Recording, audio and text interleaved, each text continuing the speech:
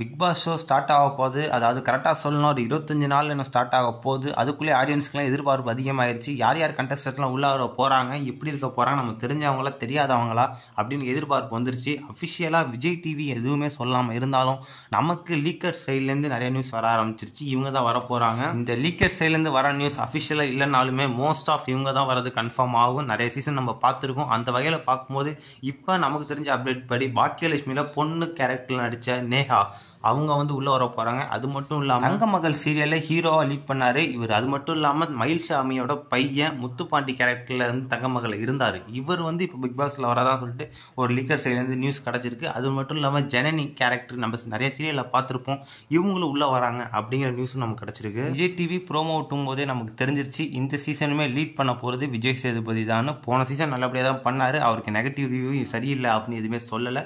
அதே மாதிரி இந்த சீசன் கொண்டு போவாரு, நல்லபடியா பேசுவாரு. ஆசைப்படுறோம், பார்ப்போம் என்ன நடக்குன்னு பொறுத்து தான் பார்க்கணும்.